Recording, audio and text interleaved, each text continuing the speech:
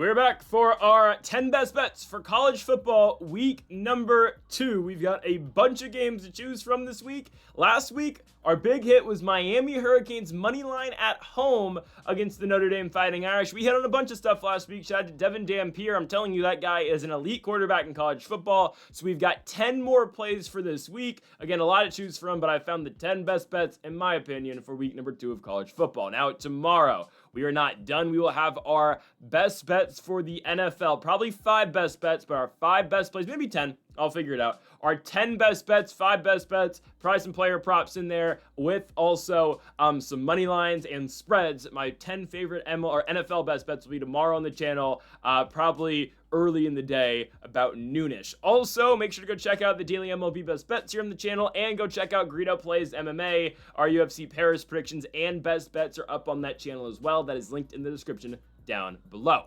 Okay, on now to the first of our 10 best bets this week for college football. Kicking things off with our first game, I'm going with the Illinois Fighting Illini to cover 2.5 points on the road in Durham, North Carolina against the Duke Blue Devils. I think this is a fairly easy play. I think it is. Guys, just compare the rosters between these two teams. Just do that first of all. Illinois, they manhandle Duke in terms of just strength, pure roster strength. It is undoubtedly Illinois has the better roster. They are coming off of an, albeit a FCS victory, but an absolute dismantlement. I think that's a word. They destroyed the West Illinois Leathernecks, a 52-3 victory for the Illinois Fighting Illini. Duke with an FCS victory as well, beating Elon 45-17. So both teams coming off of straight blowouts. Now, Duke looked good. Darian Mensa, the former quarterback for the Tulane Green Wave, had a spectacular first game as a Blue Devil, 389 yards, 3 touchdowns, and 0 interceptions. On the flip side, Illinois played a great game. Luke Altmer played a great game as well. He is a complete package at quarterback. He is. Now, where and how far will Illinois go in the Big Ten this season? I don't know. I think the Big Ten is probably the best conference in college football this year, and I don't really think it's particularly close. Yes, the Southeastern Conference will always be good. The Big Ten's solid this year.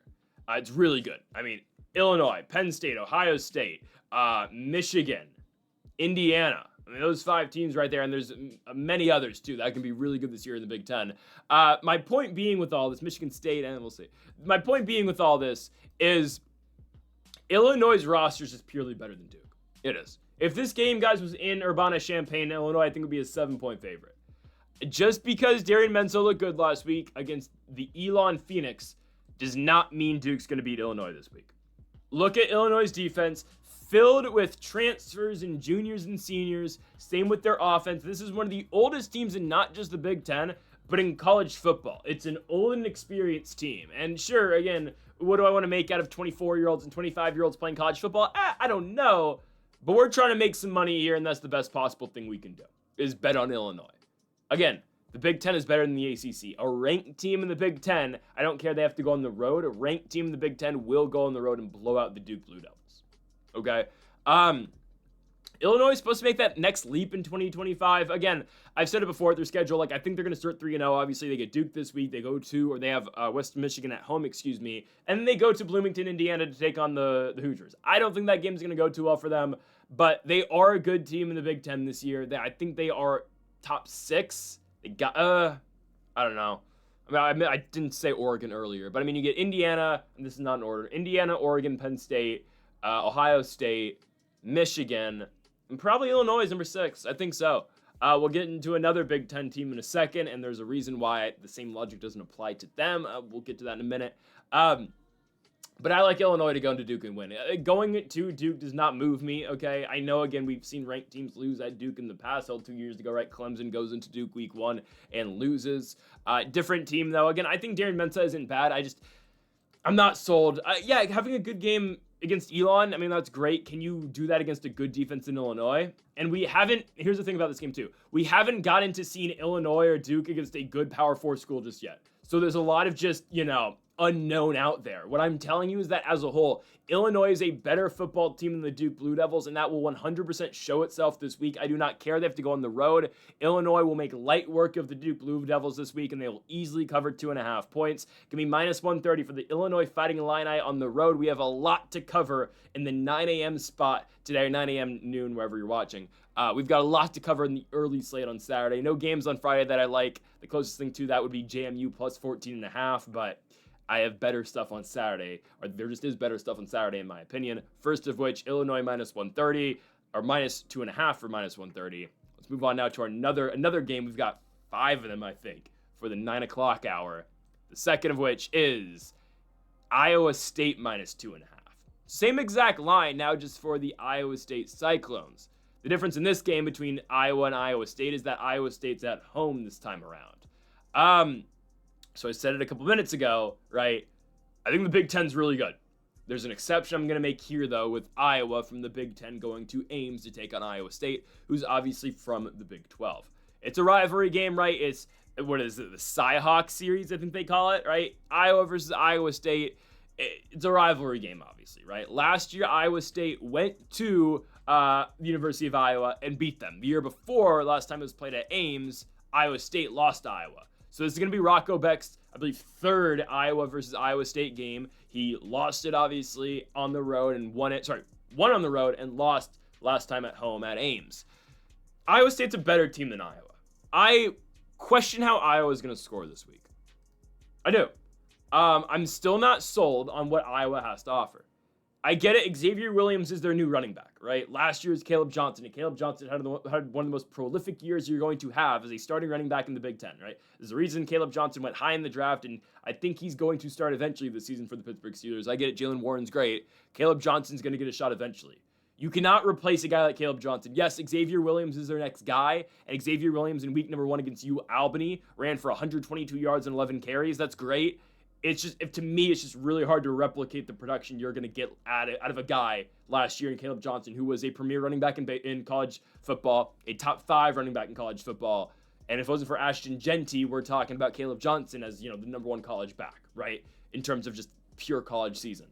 The pass game out of Iowa is still horrible, okay? I know it's been 1 game, but Mark Gronkowski against, again, the UAlbany Great Danes goes 8 for 15 passing with 44 yards. They've never been able to throw the ball in the last decade. That's just not what they do. They pride themselves on great defense. And sure, the Hawkeyes still have exactly that. It's hard to win a football game when you can't throw it.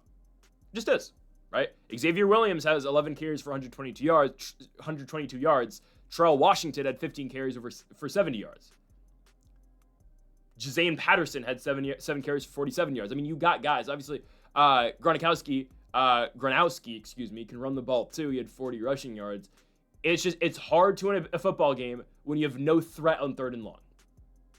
Your leading receiver was Jacob Gill in game number 1 against the UAlbany Great Danes, and he had 1 catch for 13 yards. You could barely throw against an FCS school. What makes you think that you're going to be able to score against a Big 12 team in Iowa State, a rivalry game as well? Iowa State looked good in week 1 against Kansas State up in Dublin, Ireland. Weird game, but Avery Johnson and the Wildcats, who I know struggled last week against South Dakota, UND. They can only score 21 points, right? Only scored 21 points against Iowa State. Say what you want about Kansas State. I mean, they're still going to score. It's just their defense. I don't know, right? What Iowa State was able to do against Kansas State, they were able to limit that run game as much as they could, right? Joe Jackson had 12 carries for 51 yards. You're going to take that. You're taking that if you're Iowa State. And I know, again, the Iowa defense is great. I mean, again, we're looking at a guy here in Rocco Becht, the starting quarterback of Iowa State, who has been there for years here with the Cyclones, right? This is his 3rd year as the starting quarterback at Iowa State, and he's still got another season. I mean, he's, again, a redshirt junior who, if he doesn't go out for the draft this year, which I don't think he's going to, maybe, I don't know, we're going to see Rocco Becht back in a senior season here with the Iowa State Cyclones. If he doesn't leave, who knows with college football these days. But this is a guy so far in 2025, 461 yards, 5 touchdowns, 0 picks. Sure, the last game was against lowly South Dakota. Actually, no, South Dakota, not a bad team. I know it's an FCS school. That's one of the better FCSs you can play. We talk about the big 3 up in the Great Plains. That's not the Great Plains. Up in the Dakotas. South Dakota State Jackrabbits, North Dakota State Bison, South Dakota Coyotes. Rocco Becht against South Dakota last week, 19 for 20 passing, 278 yards, and 3 touchdowns. You're going to take a game like that. You're going to. It's a good game out of Rocco Becht. I think they beat Iowa here. Iowa's defense, I know it's good. I like Iowa State's offense right now. I think Becht's throwing the ball pretty well. 55 points last week against South Dakota Coyotes. Run game isn't looking horrible as well. Dylan Lee had a pretty good game on the ground. I'm taking Iowa State here. They're at home as well. Again, I'd expect a somewhat low-scoring affair. I'm going to take the 2.5 points, though, here, or I'm going to take them to cover the 2.5 points. I think a field goal victory feels pretty good for Iowa State. I think they'll probably get it by a little bit more. I just worry, and here's the thing. I just don't think Iowa's going to be able to score the football. If you can't score, I don't know how you win. I think max Iowa scores like 10 points this week. I can expect Iowa State to score 13. Okay, give me the Cyclones to win the game at home in Ames, Iowa, over the Iowa Hawkeyes, minus 2.5 for minus 135 odds for the Cyclones at home. On now to our third best bet of the video. Let's go to our first money line of the day. I don't know. This feels pretty automatic to me. This is one of the games where I just don't understand the odds. I don't know why it's at this. Why is SMU only minus 130 to win, straight up just win against Baylor? Am I missing something here? Baylor loses last week at home in Waco against Auburn. And I get it, Auburn SEC school, Jackson Arnold, first start as an Auburn Tiger. I don't know how you go from losing that game to now playing a playoff team in Southern Methodist and you're underdogs? And you're only plus 110 underdogs? Are we forgetting how good Kevin Jennings is? I think too much is being put into the fact, Kevin Jennings wasn't great, or he was bad in the playoff game last season. I get that. Guys, Kevin Jennings still has all the makings of being a top 5 quarterback in college football this season. He's really good. You take one bad playoff game where he threw 3 interceptions. Okay, that's brutal. He's going to be much better in 2025. And I can't put much into their victory over the East Texas A&M Lions in week number 1, but the Southern Methodist Mustangs, 260 yards, 2 touchdowns, 1 interception. Okay, for Kevin Jennings, 42 points in the game. It's a good team. A team that loaded up in the transfer portal. I don't know how much Chris Johnson's going to play this week, but CJ2K Jr. got some run in week number 1. 6 carries for 44 yards, obviously transferring over from the University of Miami. SMU, and I've been saying this with them, they're only going to continue to get better in college football. Again, they runners up in the ACC last season, made it to the playoffs, unfortunately for them, lost at Penn State. It's a program that's only going to continue to develop. You look at the success that BYU's having right now, and the success that, SMU's had more success. But you see what BYU's been doing, not just in football, but in basketball as well, recruiting AJ to go there. Obviously, the most highly touted prospect in high school basketball last season. But you see what BYU's doing with with all their donor money and all of their, big spending. Guys, Southern Methodist can do the same exact thing. They're just backed by a bunch of rich people. Same thing about BYU. So SMU is going to continue to get this talent, and they're going to be one of the best teams in Texas. Well, they're going to be the second best team in Texas for years. Obviously, they're not going to be able to outspend the Longhorns because, Matthew McConaughey himself is just going to outspend Southern Methodist. But you know what I mean, right? SMU is going to have big donor money for years and big NIL deals for years in Dallas, Texas. They spend more than Baylor does at this point. I'm pretty sure they do. And I get it. Baylor's got a great pass attack, and SMU's defense can be shaky at times. Last year, though, looked really good. I get it early in the year. Last year, struggled on the road in Reno against UNR in Nevada. Struggled in the playoffs against Penn State, struggled in the ACC championship game, some against Clemson. I get all that. I still believe a lot in the offense in Kevin Jennings. I do. I think it's a good offense that can score on you at will. Baylor, I get it. Good offense too. Sawyer Robertson himself has a good week 1. The rest of the team doesn't. Sawyer Robertson, and yes, they were trailing and they were playing catch up for most of the game, so that's how Robertson got his yards. He himself, though, 419 yards, 3 touchdowns. Pretty good football game, And yes, they got outplayed by Auburn in the rushing attack out of the Auburn Tigers, and ultimately, Baylor was trailing the entire game. They lose it 38-24. Robertson, though, is a good quarterback. That's the reason he won the starting job away from Daquan Finn last season. There's a reason for that. He's got a good receiving core, too. Cole Wilson, Michael Trigg, Ashton Hawkins. There are guys in the receiving core in which Robertson can distribute that football, too. I just believe Southern Methodist is the better football team. I think they have a better offense. And I think in a game that could potentially be a shootout, I'd expect it to with high explosive offenses. I think SMU's more equipped to win it. I think so. Again, Robertson, good quarterback. I think Kevin Jennings is better. Baylor's got a good offense. I think SMU's offense is better. And on top of that, I get it. It's a Texas game, Waco versus Dallas. I'm going to take the team that's at home, though. I'm going to take the Southern Methodist Mustangs. They are at home. Don't forget, again, a team that was right there to win the ACC championship game last year. They were in the playoffs. And Baylor, it's not like they are coming into this game with a victory. They lost in week number 1 to Auburn on their own home turf in Waco, Texas. They are not coming back and going on the road and beating Southern Methodist, a team that will likely be back in the ACC championship game this season, in my opinion. Just wait for them in Miami. I think the math can work out there as long as SMU goes to Clemson and wins, which we'll see. But I still am very high on SMU. I think they're honestly right there with Clemson this year. And yes, I've never been high on Clemson in 2025. Just wait till you get an undefeated SMU team going to Clemson in like week number 8, okay? That's going to be a good one. I'm taking the SMU Mustangs to win at home against the Auburn Tigers, -130. Kevin Jennings and the guys are coming through this week and winning in Dallas. We go on to our fourth best bet of the video. Let's move to +7.5. And I love this play. I absolutely do. I don't know why Jacksonville State's such a big underdog at home against Liberty. I don't understand it. Public money is on the Liberty Flames. Doesn't make sense to me. Just doesn't. I'm not doing this purely based off the fact, oh, look how well Jacksonville State played defensively against UCF. They probably should have beaten the UCF Knights. While all of that is true and how well they played last week at Central Florida, Liberty sucks. They just do, guys. The heydays of Liberty football are over. Okay, well, no, I can't say that because this school is always going to spend money.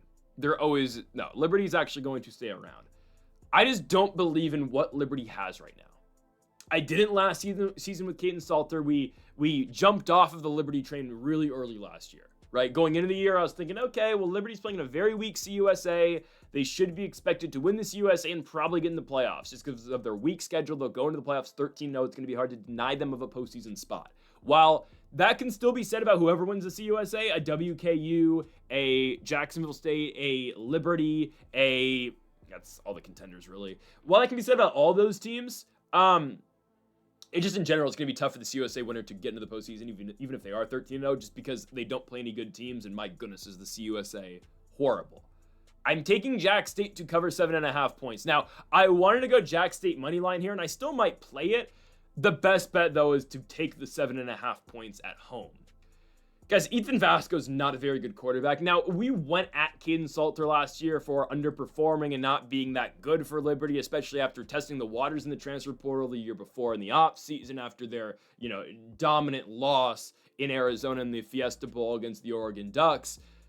Salter's a better quarterback than Ethan Vasco. There's a reason why Salter's playing and starting for Colorado, even though Juju Lewis apparently is supposed to get some run this week against the Delaware Blue Hens. There's a reason, right? Salter's starting at a Big 12 program at Colorado. He is the successor, I guess, to Shedeur Sanders, even though the successor is Julian Lewis. Anyways, Ethan Vasco is not on the level of Caden Salter. He misses some wide open balls, and he's just wide open receivers. And I cannot trust I cannot trust Ethan Vasco to win football games for the Liberty Flames. It's still a stagnant offense. Now, Ethan Vasco, his first instinct always is to run the football. It just is. He's a dual threat guy, and initially he always wants to take off and run. He did it some at Coastal, but I think that's going to be even more on display here at Liberty. It's such a mid offense, man. It is. It purely is a very mid offense. I mean, they don't really move the ball. They couldn't move the ball in week 1 against the Maine Black Bears until the fourth quarter. Guys, this is a 7-0 game going into the fourth. Yes, Liberty comes back and scores 21 points. It's a 7-7 game going into the fourth quarter. Maine takes the lead first with a 77-yard rushing touchdown. Vasco gets them on the board and they tie it. And they have to score 21 points in the fourth quarter to pull away. They win the game 28-7 against an FCS school in Maine.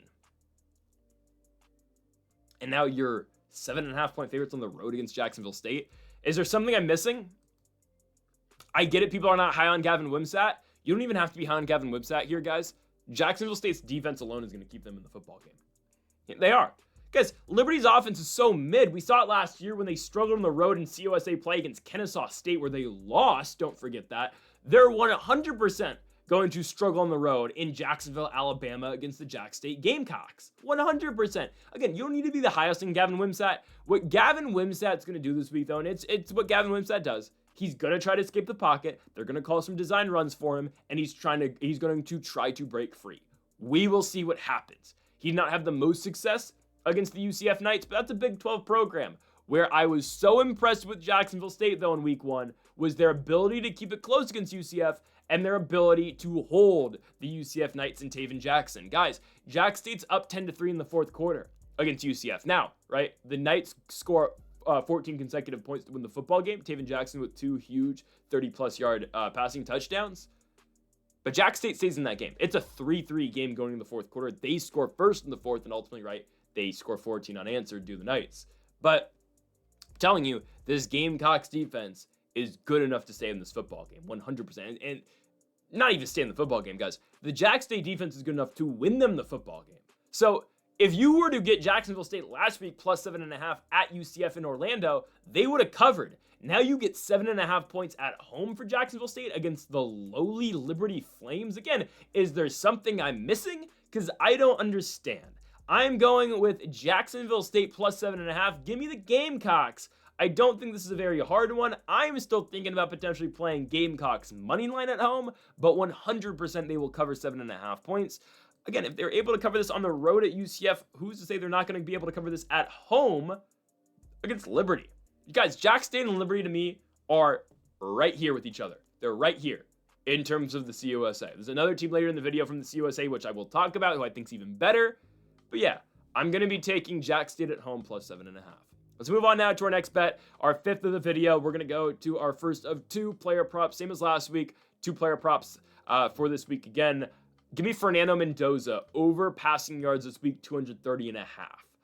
I think a lot of pressure is going to be put on Fernando Mendoza this week. There's going to be a lot of pressure this week on the Indiana junior quarterback to just show up and perform, okay? Mendoza's here for the next 2 seasons, right? He's here for this year and he's here for next year. He's in Bloomington, and he's been assigned Cignetti's second guy, obviously, here at Indiana. It was Curtis Rourke last year. Rourke parlayed that now into an NFL career. He's out for the season, unfortunately, with the San Francisco 49ers, but Rourke took his senior year at Indiana into the NFL. Good for him. He got drafted in the 7th round.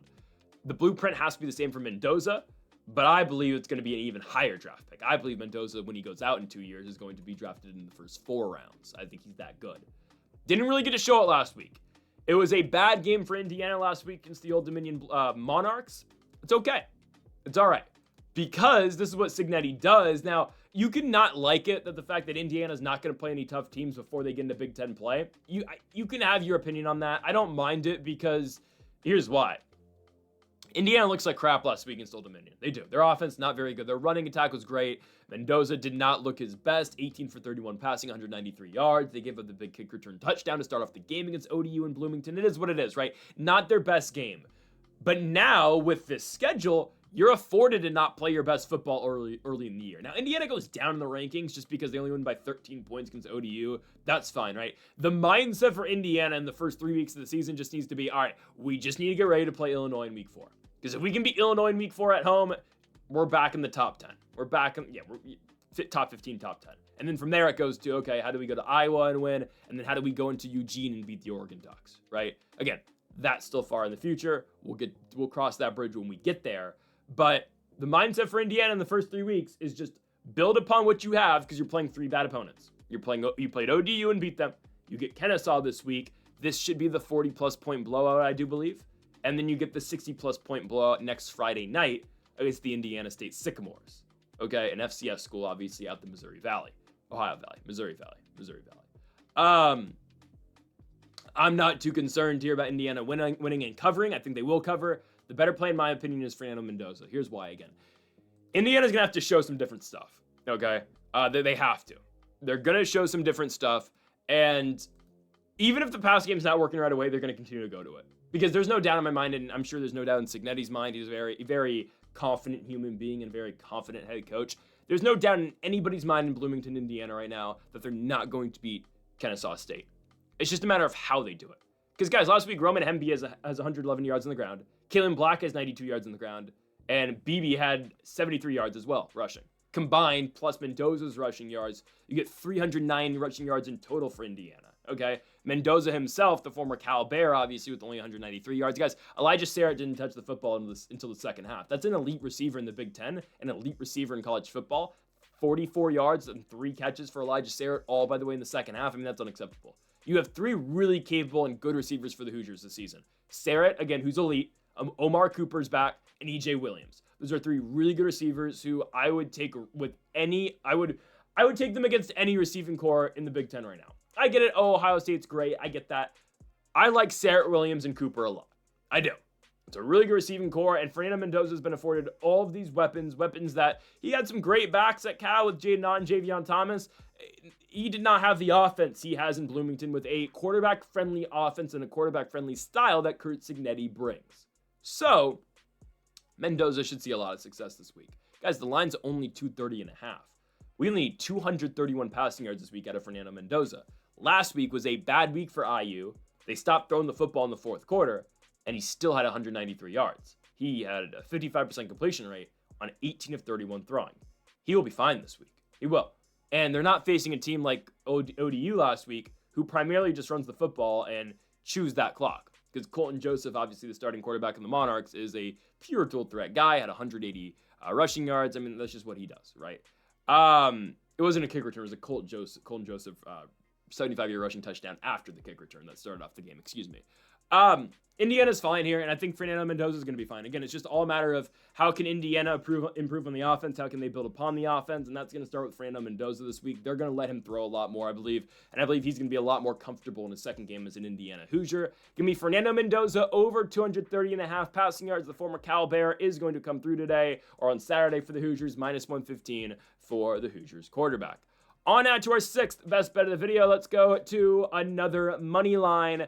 Let's go to Corvallis, Oregon for the Oregon State Beavers and the Fresno State Grizzlies. For the third consecutive week, the Fresno State Grizzlies have been featured on the best bets. Week 1, we took them to cover against Kansas, did not go our way. Last week, we had them to win at home in Fresno against the Georgia Southern Eagles. We're taking them to lose now. I like Fresno State. I'm going to be cheering for Fresno State in every single game they have this year. I hope we get them at great plus money value in 2 weeks in Hawaii against the Rainbow Warriors. I'm taking them to lose to Oregon State here. It's just a bad spot for them on the road, I believe. Oregon State loses last week and looks horrible against Cal. Again, it's not going to be the first time, it's going to be the last time you hear me say this in this video. It's a buy low spot here. It is a perfect buy low spot in my opinion for Oregon State. They looked horrible in week number 1. They did. Couldn't move the football. Malik Murphy did not look anything like he did at Duke. It was bad. I still believe enough in Oregon State. Because of the fact, again, they brought back their top weapons. You're in a directionless spot.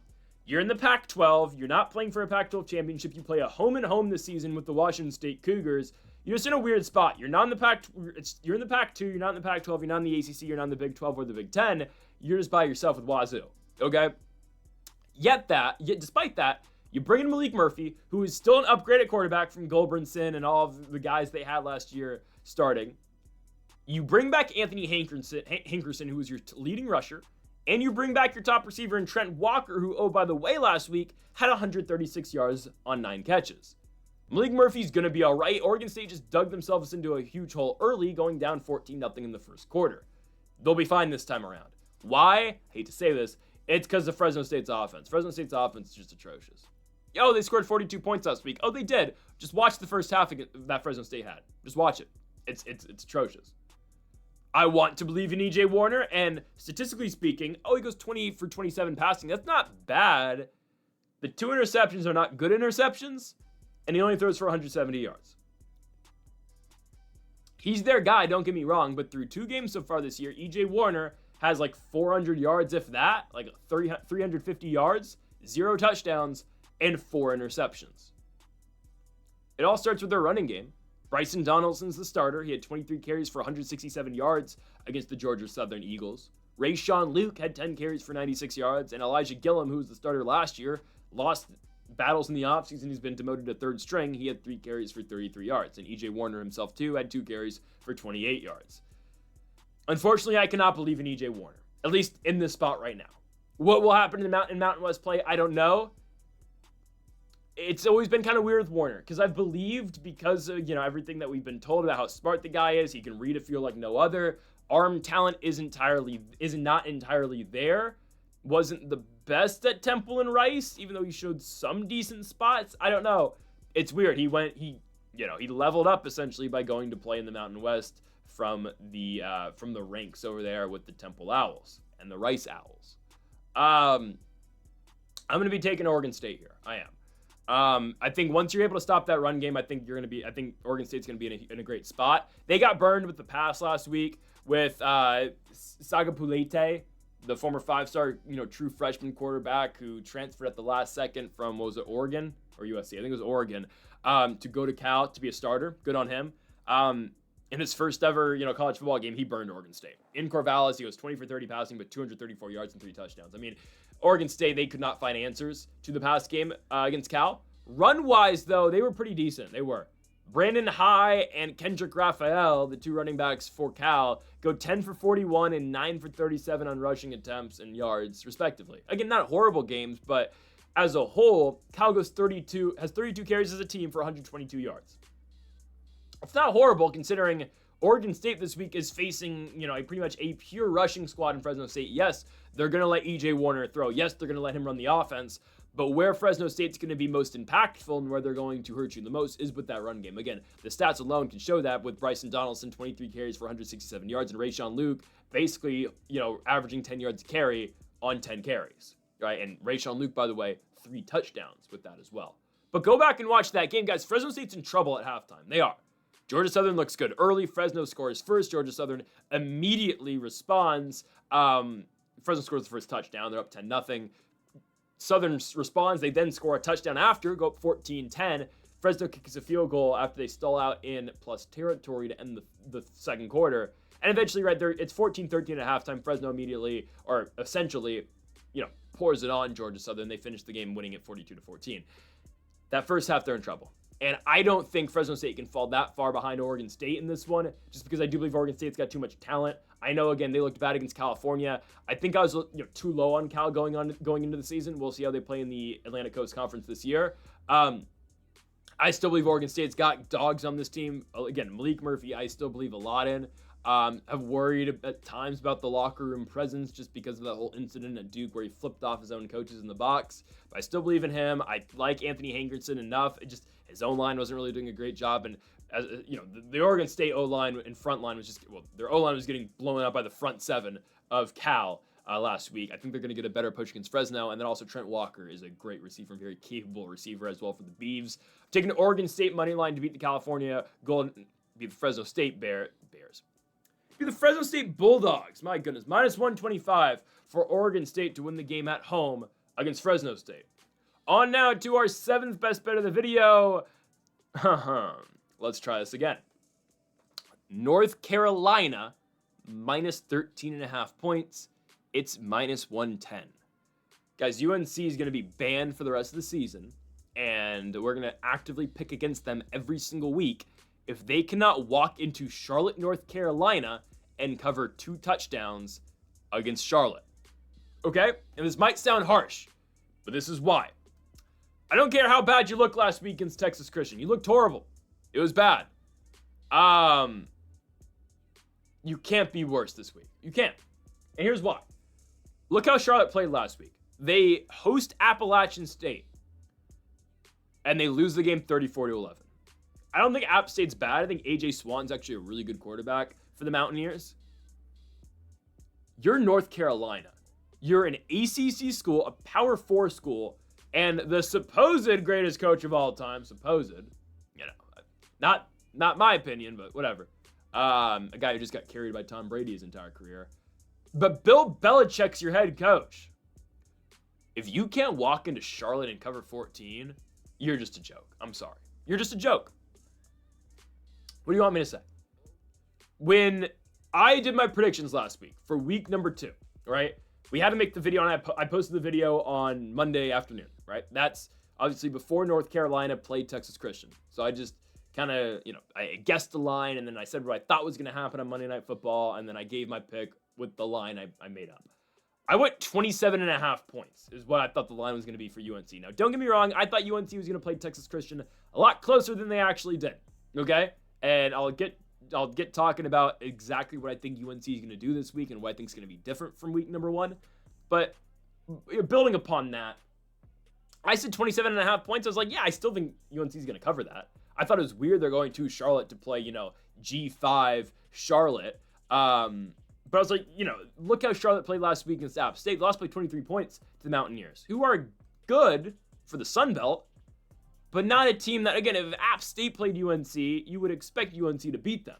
Now, I don't know about Bill Belichick's UNC, But I can't trust in Charlotte. Guys, Charlotte couldn't move the ball against App State. Connor Harrell's their quarterback. He goes 13 for 24, passing with 140 yards. 140 yards. This is a guy who was at North Carolina before, so it is his revenge game. Never truly got to start, obviously, for UNC. But guys, you're North Carolina. Now, I don't know who's starting. I think it should be Max Johnson. I know why UNC did not want to start Johnson, because Gio Lopez did get I don't know how much he got, obviously, from NIL money, but there's a reason he was brought over to be the starting quarterback for North Carolina as a junior. Coming over from, as a sophomore, coming over from South Alabama after a really good freshman year. Again, there's a reason he moved over. You need to start the senior. You need to. Max Johnson is a very experienced college quarterback. He's a senior. He's older than Bill Belichick's girlfriend. He's been around college football since 2020. He started at LSU, started in 2021 for Louisiana State, started at A&M in 2023, was the starter last year for North Carolina, got injured in week number 1 in Minneapolis against Minnesota, blew his knee out. He's back because he got a medical exemption. You should start him. I know he played in garbage time last week. Max Johnson last week threw a touchdown to his brother, Jake. He went 9 for 11 for 103 yards. You still have Gio Lopez around. And I don't know if Gio Lopez is going to be too happy setting the bench for North Carolina. But essentially, Gio Lopez, a redshirt sophomore, can come back next year as the junior starting quarterback and have 2 more years as a starter. I don't know who North Carolina is starting. I don't know who Bill Belichick is planning on starting. I mean, there was that lineup sheet that went viral about, UNC, where Belichick gave out their starting lineups, and it was just player to be named, player to be named, player to be named. And, it was just the classic, oh, look, it's Belichick being Belichick. It should be Max Johnson this week. Max Johnson is the better quarterback, I believe, right now. He's a pocket passer who can launch it, who had a pretty good 2021 at LSU. Don't forget, they just got talent coming in. He went to A&M, is what it is. He should be your guy. 6'5", senior quarterback who can launch the football. Max Johnson should start, and Charlotte's the type of defense he should be able to carve up. I do believe that quite a bit. North Carolina defensively, we'll see. I know TCU had their big scores. They had the big rushing touchdown to start the second half. Josh Hoover played a phenomenal game. There's a big difference from playing Texas Christian and Charlotte. I mean, the Charlotte 49ers is not even like they're a powerhouse in the American Conference. Guys, Charlotte gets beat up in the American. They're not a very good team over there. This is a team that went 5-7 last year. Their starting quarterback last year was Deshaun Purdy. Purdy's now at Wake Forest. You go to Connor Harrell, who is a downgrade, I believe, from Deshaun Purdy, who I know had his interception problems at the end of the season, or early in the year. I've no doubt in my mind North Carolina should not cover 13.5 points. I know they only scored 14 last week. Guys, it's so different playing a team, a bottom-of-the-barrel American team, and playing a team in Texas Christian from the Big 12, okay? Just the amount of scholarships, the amount of spending is so different. You have to win this game, and you have to cover. I don't care you're on the road. It still should be a home game for North Carolina. I know it's 2.5, 3 hours away. Who's a Charlotte 49ers fan? Go in there and win the football game, Bill Belichick. On to Charlotte. You're 13.5 point favorites. It should be an easy cover. It's only 2 touchdowns. Give me the North Carolina Tar Heels to walk into Charlotte, North Carolina, and destroy the 49ers. UNC minus 13.5. On now to our next bet. Let's go to another spread play here. Give me an underdog. Second time we're taking an underdog today out the Conference USA.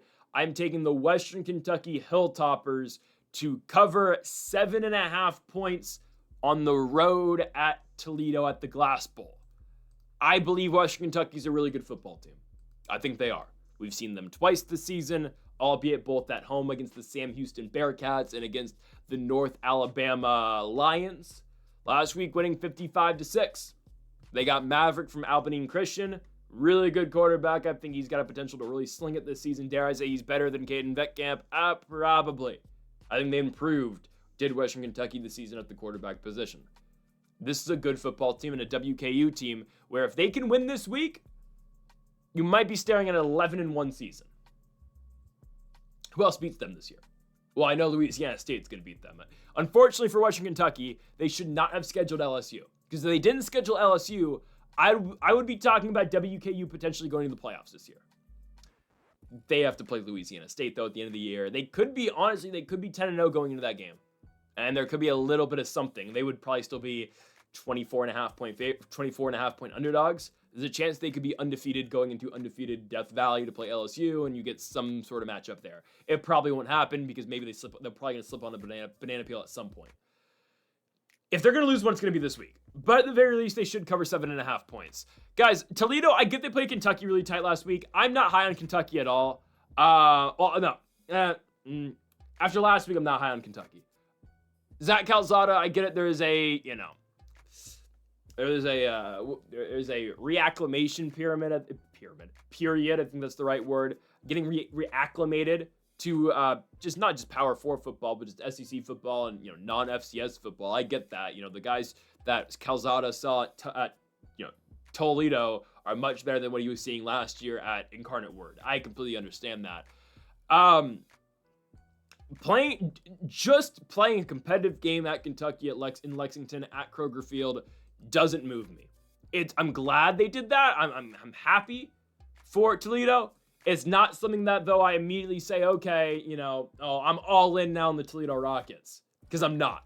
Okay, I think Tucker Gleason is one of the best G5 quarterbacks in the country. He might be the best quarterback in the MAC, and there's a lot of good quarterbacks in the Mid-American this season.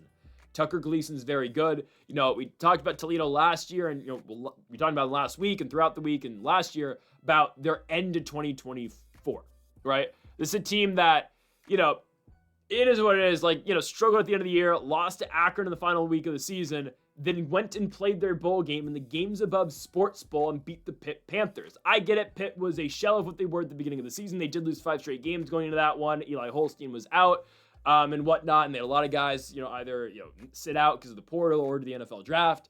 Toledo wins that game, and they win in 6 overtimes over Pittsburgh. They win it 48-46. Now, the officiating, I remember, was kind of in that game, but it is what it is.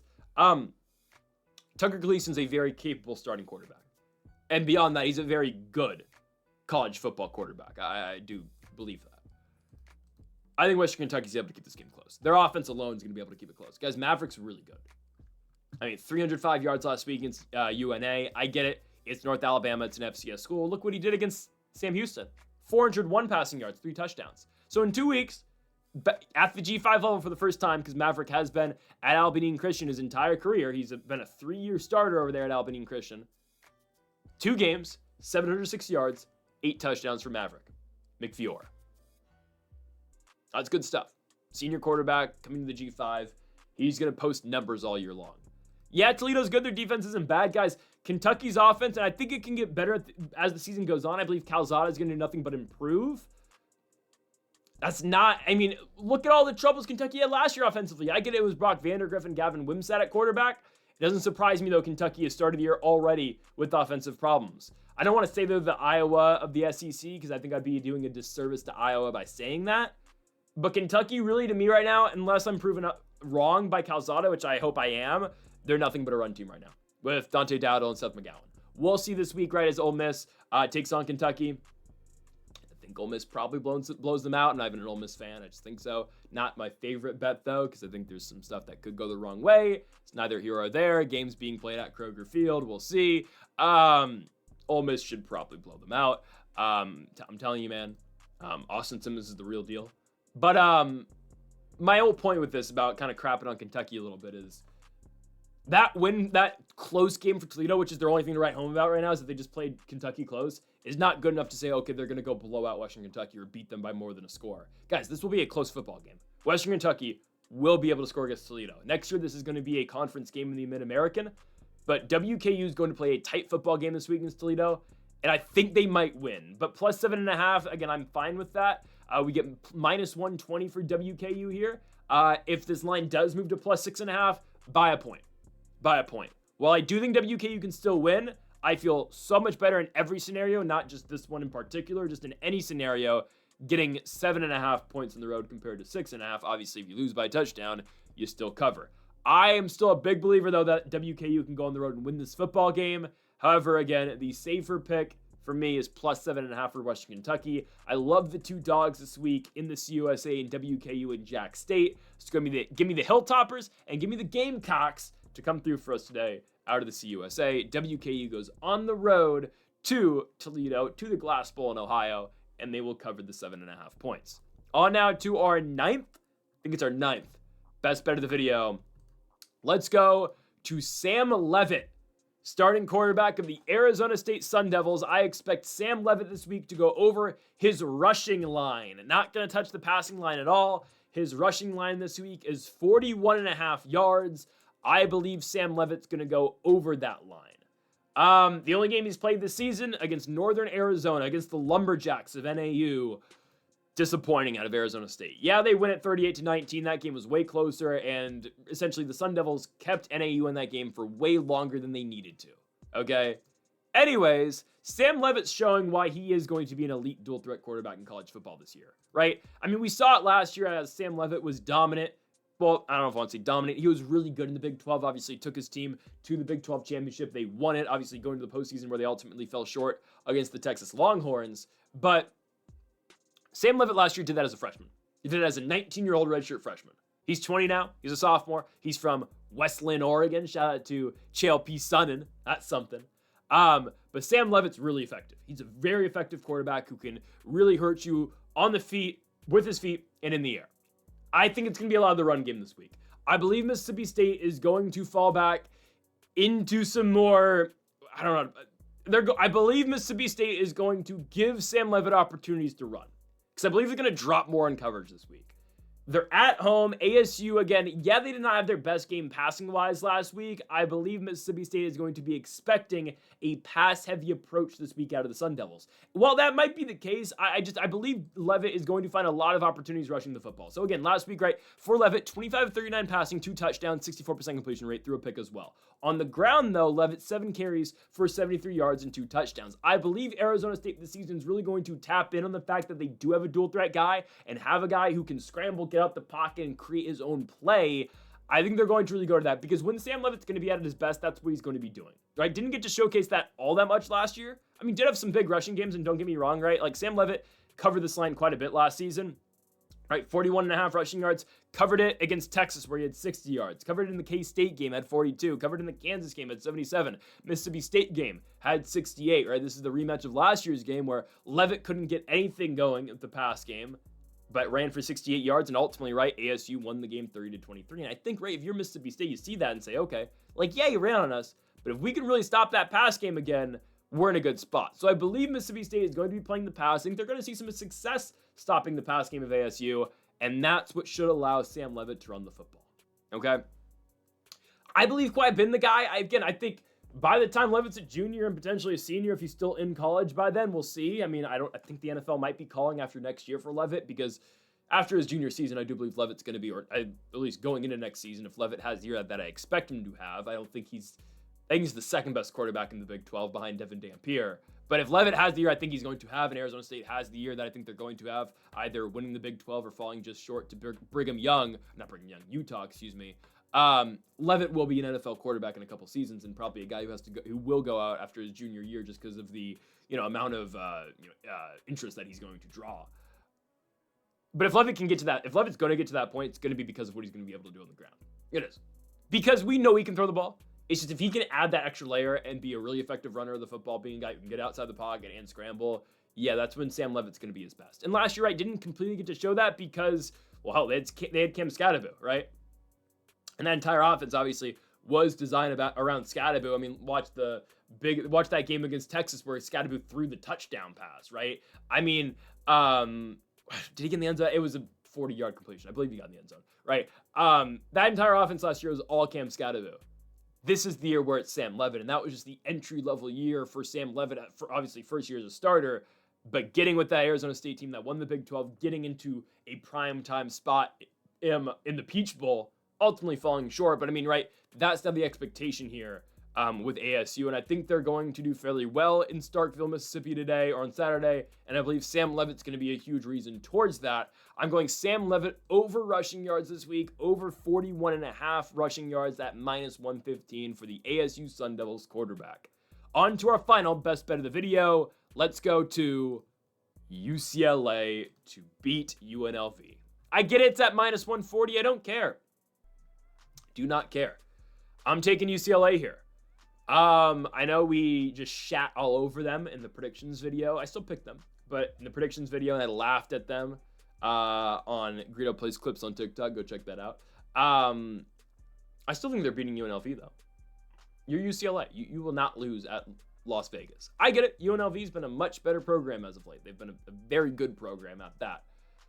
UNLV so far in 2025 has done nothing to wow me, and I get it. Oh, UCLA has done the exact opposite, right? They have been very disappointing in their one game. But here's the thing, guys. UCLA loses to Utah. Guys, a lot of good schools, and I'm not going to call UCLA a good school, nor a good program, nor a good football team right now, but a lot of good football teams, unlike UCLA, would lose to Utah. Like, look at some of the best teams, not best teams, look at some of the teams in the Big Ten, guys. I'll list to you right now all the teams in the Big Ten that will lose to Utah right now if they played, okay? Illinois would be a 50-50, all right? Iowa loses to Utah. Maryland loses to Utah. Yes, Michigan loses to Utah right now. Michigan State definitely loses to Utah. Minnesota, Nebraska, Purdue, Rutgers, USC, UW, Wisconsin, Northwestern. They all lose to Utah, and I can confidently say that they do, okay? I don't know about the others like Indiana, Oregon, Ohio State, Penn State. I don't know. Like, we'll see in the playoffs, right? Because I'm pretty confident Utah's going to get there. Now, do all those teams lose to the Utes 43-10? Probably not. But I'm telling you, that team's great. Their defense is great. Their O-line's great. And Devin Dampier is one of the best quarterbacks in college football this season. Just wait. Again, don't be surprised when Utah goes 13-0 going into the playoffs, and they're the number 2 seed in the postseason this year. Because they probably will. As long as they're able to win the Civil War over in Provo against BYU, they'll be fine. Okay? So I don't, as bad as that loss was for UCLA, Utah is really good. Now, Nico, severely underwhelming. And do I like Nico at all? No, I don't. I think it's just, it's stupid what he did at Tennessee. I mean, the fact that you're threatening to hold out before a playoff game is ridiculous because you want $6 million. And the fact that you left, you go to LA and you only get, 2.5, which is still an insane amount of money to play college football for. Not a fan. Not a fan of Nico, not a fan of his dad, who's his agent. I don't like it. I do think he's still a talent. I don't think he's the talent that he's being hyped up to be, at least was hyped up to be, even to start the year last year at Tennessee and even now, right? Like, don't forget last year, guys. Tennessee did not win games because of Nico. Not at all. Nico got a bunch of hype because obviously he was really good out of high school. Got to play, I think it was the Citrus Bowl or the Outback Bowl, one of the two on a New Year's, I think it was definitely a New Year's Day. I remember being a New Year's Day game. After Joe Milton, said he wasn't playing because of the NFL draft. Nico was the backup that year. Nico played really well in that bowl game. I think they might have lost it. It doesn't matter. Like, Nico played really well. So we got a lot of hype going into 2024, which is fair and it was well-deserved. Tennessee was not competitive last year. They were not good because of Nico. It was because of that run game, and it was because of Dylan Sampson, who's now in the Cleveland Browns, right? So Nico, again, he's at UCLA now. He's expected to do a lot more. We'll see. Despite all of me harping on Nico Amaliva right now, I still think they're going to be the UNLV Rebels. Guys, UNLV in week 1 at Allegiant Stadium plays a very competitive game with the Idaho State Bobcats. They win the game by 7 points against Idaho State. Last week, they go to Sam Houston. They win it by 17 points. I'll give them credit. Guys, I'm not sold on Anthony Calandria. I still think Alex Orji, for me, is the better quarterback for this offense. I think so. I know, again, they're not running complete go-go like they did last year. I've never been high on Anthony Calandria. We watched him play at Virginia, or I watched him play at Virginia, was never the highest in the guy. I think Orji's still better for this team. I think, again, if you can, get Orji going on the field, I think it might be better for them, but it's okay, Calandria, obviously more of the traditional passing quarterback. He will make mistakes, though. And I know UCLA's defense last week got torched by Devin Dampier. They're going to put pressure on Anthony Calandria this week, and they're going to force Anthony Calandria, in my opinion, to make bad decisions with the football.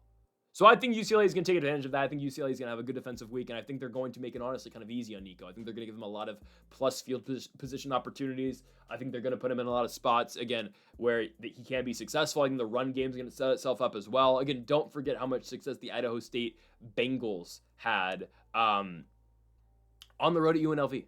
I think UCLA, again, you're a Big Ten school. You're going on the road against a team that almost lost at home to an FCS school. I mean, you almost have to win this football game. Well, no, they do. Legitimately. UCLA has to win this game. You cannot start the year 0-2 Losing to Utah is fine. You cannot lose to a Mountain West school in week number 2 before playing another Mountain West school next week at home in the New Mexico Lobos. Luckily for UCLA, right, Devin Dampier plays for Utah now. Anyways, though, I'm going with the UCLA Bruins to win this football game on the road. You can take the money line at minus 140. That's what I'm going to do. Minus 1.5 or minus 2.5 is playable as well. I, in fact, though, prefer the minus 140. You don't have to sweat the points. I'll be damned if UCLA loses the game. I don't think they're very good. They're good enough to beat UNLV. Okay, give me Nico Amaliva and the UCLA Bruins to win the game on the road at UNLV. One bonus bet if you want something for the late night session. Don't mind going Hawaii minus 6.5 for the nightcap, and I also do not mind at all Wazoo to win in the CW Network game at 7:15 against the San Diego State Aztecs. So those are also in play for the later night games. I just, for one, preferred these 10 more. So, folks, thank y'all for watching our college football best bets here for week number 2. If you haven't yet, though, make sure to hit that subscribe button down below for more. Make sure to leave a like. If you did enjoy the video, make sure to comment. If you do disagree with any of the picks, we'll be back next week for more college football best bets. Make sure to join us tomorrow for our NFL best bets as well, and our MLB best bets daily also on the channel. Folks, thank y'all for watching. Make sure to hit that subscribe button down below for more. And Mamba forever.